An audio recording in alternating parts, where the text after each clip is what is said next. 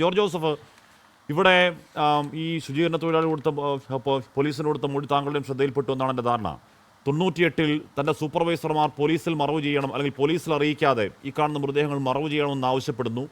അത് ചെയ്യാൻ ഈ തൊഴിലാളി വിയോജിക്കുന്നു.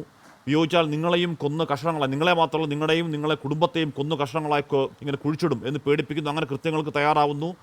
12-നും 15-നും ഇടയിലുള്ള ഒരു കൗമാരക്കാരിയുടെ നഗ്ന ശരീരം സ്കൂൾ ബാഗ് അടക്കം കുഴിച്ചിട്ട കാര്യം പറയുന്നു. എന്താണ് കൊലപ്പെടുത്തിയതിന് ഇപ്പോൾ അവിടെ പലരെയും കൊണ്ടുവന്ന് കസേരയിൽ കെട്ടിയിട്ട് തൂവാല ഉപയോഗിച്ച് ശ്വാസം മുട്ടി കൊലപ്പെടുത്തിയതിന് താൻ ദൃക്സാക്ഷിയാണെന്ന് പറയുന്നു. അത് ഡീസൽ ഉപയോഗിച്ച് കത്തിച്ച കാര്യം പറയുന്നു. തെളിവടക്കം നശിപ്പിച്ച കാര്യം പറയുന്നു. കോടതിയിൽ 164 മൊഴിയും കൊടുക്കുന്നു. പോലീസ് അനങ്ങുന്നില്ല. ഇത് വെള്ളരിക്കാപ്പട്ടണമാണോ ശ്രീ ജോർജ് ജോസഫ്?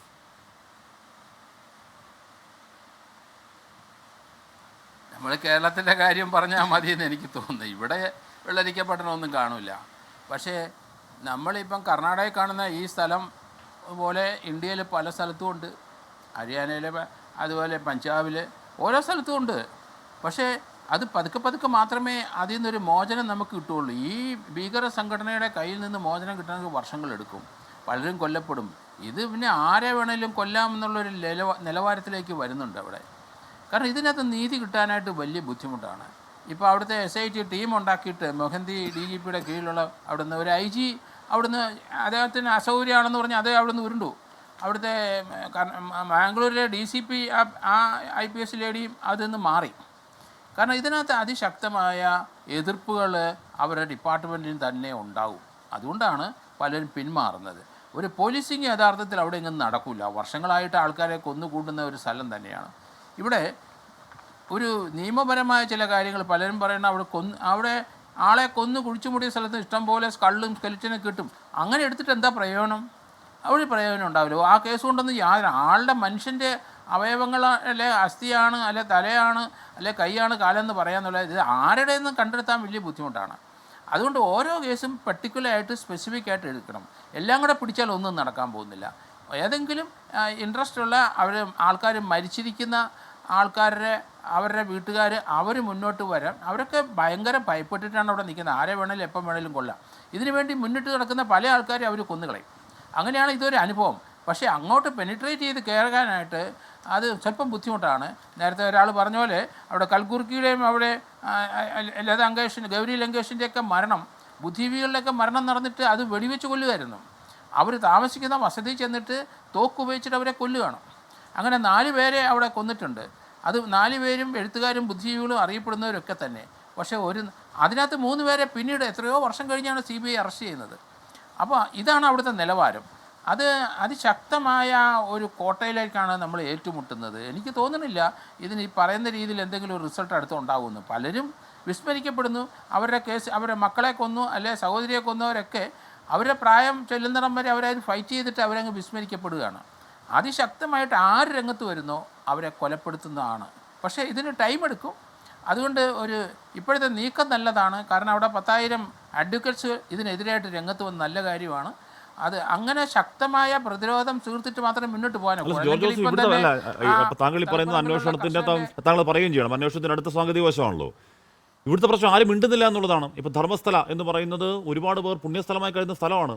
ഒരുപാട് നമ്മൾ കേരളത്തിൽ നടക്കുന്ന ഒരുപാട് വിശ്വാസികൾ അങ്ങോട്ടേക്ക് പോകുന്ന ക്ഷേത്രമാണ് അവിടെ. അതിനെ ചുറ്റിപ്പറ്റി അതിൻ്റെ ചുറ്റുപാട് അതുമായി ബന്ധമില്ലെങ്കിൽ കൂടിയും അതിനെ ചുറ്റുപാട് നടക്കുന്നത് കേൾക്കുന്നത് ചോരമരയ്ക്കുന്ന സംശയങ്ങളും ഇത്തരത്തിൽ അവിടെ ഇവിടെയൊക്കെ മൃതദേഹങ്ങൾ കിടക്കുന്നതും. ഇപ്പോൾ ഏറ്റവും ഒടുവിൽ ഒരു ലോറി ഡ്രൈവറുടെ ഒരു പ്രതികരണം ഞാൻ കേട്ടു ശ്രീ ജോർജ് ജോസഫ്. അദ്ദേഹം പറയുന്നത് ആ വഴി അദ്ദേഹം പോകുമ്പോൾ ഒരു രാത്രി ഒരു പെൺകുട്ടി 18-നും 25-നും ഇടയ്ക്ക് പ്രായമുള്ള ഒരു പെൺകുട്ടി നഗ്നയായി ശരീരമൊട്ടാകെ മുറിവുകളും ചോരകളുമായി ഓടി വരുന്നു. അദ്ദേഹം നിർത്തി എന്താണെന്ന് ചോദിക്കുമ്പോഴേക്കും 3 പേർ അതിൻ്റെ പിന്നാലെ വണ്ടിയിൽ വരുന്നു. ഈ ലോറി ഡ്രൈവറെ ഓടിച്ചു വിടുന്നു. അത് കഴിഞ്ഞ് 3 ദിവസം കഴിയുമ്പോഴേക്കും ഞണ്ട് തിന്ന രീതിയിൽ ആ പെൺകുട്ടിയുടെ സംശയിക്കുന്ന ഒരു മൃതദേഹം അവിടെ നിന്ന് അയാൾ തന്നെ കാണുന്നു. ഇതൊക്കെ നമ്മൾ സിനിമകളിൽ കണ്ടിട്ടുണ്ടോ? ഇങ്ങനെ എന്ത് ഭീകരമാണ്. എന്നിട്ടും ആർക്കും അന്വേഷിക്കേണ്ട, ആർക്കും പരാതിയില്ല. അവിടെ ഭരണപക്ഷത്തിന് പ്രശ്നമില്ല, പ്രതിപക്ഷത്തിന് പ്രശ്നമില്ല, മാധ്യമങ്ങൾക്ക് പ്രശ്നമില്ല. ഇതെന്താണ് ശ്രീ ജോർജ് ജോസഫ്? അതാ ഞാൻ പറയുന്നത്, ഇതുപോലെയുള്ള സ്ഥലങ്ങൾ ധാരാളം ഇന്ത്യയിലുണ്ടെന്ന്. അത് നമ്മൾ കേരളത്തിൻ്റെ അടുത്ത് കിടക്കുന്ന സ്ഥലമായതുകൊണ്ടാണ് പെട്ടെന്ന് നമ്മളിത് ക്യാച്ച് ചെയ്യുന്നത്. ഇതുപോലെയുള്ള പല സ്ഥലങ്ങളും ഇന്ത്യയിലുണ്ട്. അവിടെയെങ്കിലും ഒരു നീതി നടപ്പാക്കത്തില്ല. കൊന്ന് പ്രതികൾ യഥാർത്ഥം നടക്കും. കൊന്നവർക്ക് അവരുടെ ബന്ധു അല്ലെങ്കിൽ മകൾ അല്ലെങ്കിൽ മകൻ അല്ലെങ്കിൽ അപ്പൻ അമ്മ നഷ്ടപ്പെട്ടു എന്നല്ലാതെ അവർ വിലപിച്ചുകൊണ്ട് കുറേ നടക്കും. ഇതാണ് ഞാൻ അവിടെ കാണുന്നത്. അതുകൊണ്ടാണ് ഞാൻ നേരത്തെ മുതൽ പറയുന്നത്, ഇതിനകത്ത് ഇപ്പം മനാഫ ഇവരൊക്കെ എന്ന് പറഞ്ഞാൽ ഇതൊക്കെ ഭീഷണിയാണ്. അവിടെ ഇപ്പം ചാനലുകാർ പോയിരിക്കുന്നത് അവിടെയുള്ള കർണാടകയിലുള്ള ഒരു ചാനലുകാരും പോകുന്നില്ല. അവിടെ യൂട്യൂബേഴ്സ് ഒരാളുണ്ടെന്ന് അയാളെ റിമൂവ് ചെയ്യാനായിട്ട് ഡയറക്ഷൻ കൊടുത്തു കഴിഞ്ഞു. ഇത് സുപ്രീം കോടതിയിലോ അല്ലെ അവിടുത്തെ കർണാടക ഹൈക്കോടതിയിലോ കൃത്യമായൊരു ഓർഡർ വാങ്ങണം. കാരണം ഇത് തെളിയാനായിട്ട് അല്പം ബുദ്ധിമുട്ടാണ്.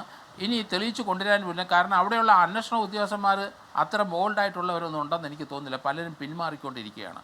അപ്പോൾ എന്തായാലും ഒരു ടീം കോൺസ്റ്റിറ്റ്യൂട്ട് ചെയ്യട്ടെ.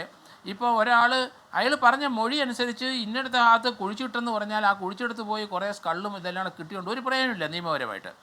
അതേ സമയത്ത് അവിടെ കുറേ ആൾക്കാർ, ഇപ്പം തളിപ്പറമ്പിലെ ഒരാൾ അയാളുടെ വസ്തു പിടിച്ച് എടുത്തു എന്ന് പറയുന്നുണ്ട്. അയാളുടെ ഫാദറിനെ ലോറി തട്ടി കൊന്നതാണെന്ന് കൃത്യമായിട്ട്, അതൊക്കെ കറക്റ്റാണ്. അതിനൊന്നും സംശയമില്ല. അങ്ങനെ തന്നെയാണ് കൊന്നത്. അവരുടെ വല്യപ്പനെ കൊണ്ടിട്ട് മർദ്ദിച്ച സ്ഥലമാണ് 20 ഏക്കർ സ്ഥലം, കണ്ണായ സ്ഥലം അവർക്ക് പോയി. ഇനി 20 ഏക്കറുണ്ട്. പക്ഷേ അവിടെയൊക്കെ പോയി സ്ഥലമെടുക്കുന്ന മലയാളികൾ ഇതുപോലുള്ള ത്രെട്ട് കുറേ വർഷങ്ങളായിട്ട് കേട്ടുകൊണ്ടിരിക്കുകയാണ്. നമ്മൾ പലരും കൊല്ലപ്പെടുന്നുമുണ്ട്. ഇവിടെ ഇപ്പം നിയമപരമായിട്ട് നീങ്ങുന്നെങ്കിൽ അവിടെയുള്ള 1986-ലെയും 1979-ലെയും അതുപോലെ തന്നെ അങ്ങനെ ചില 3-4 ആൾക്കാർ മലയാളി ഉൾപ്പെടെയുള്ള ആ കൊലപാതകങ്ങൾ മാത്രം പൊക്കിക്കൊണ്ട് വരിക. അപ്പം മറ്റുള്ളവർക്കൊരു പാഠമാവും. അല്ലാതെ എല്ലാം കൂടെ നമ്മൾ നോക്കിയാൽ ഒരു പ്രയോജനം ഉണ്ടാകുന്നില്ല. അത് വേറൊരു കാര്യമുണ്ട്. കൊന്നിട്ടെന്ന് പറയുന്ന കുഴിച്ചിട്ടെന്ന സ്ഥലത്തുനിന്ന് പോയി കുറേ സ്കള്ളും സ്കെൽറ്റനും കിട്ടിയിട്ട് എന്ത് പറയണം? അല്ല, ശരിയാണ്.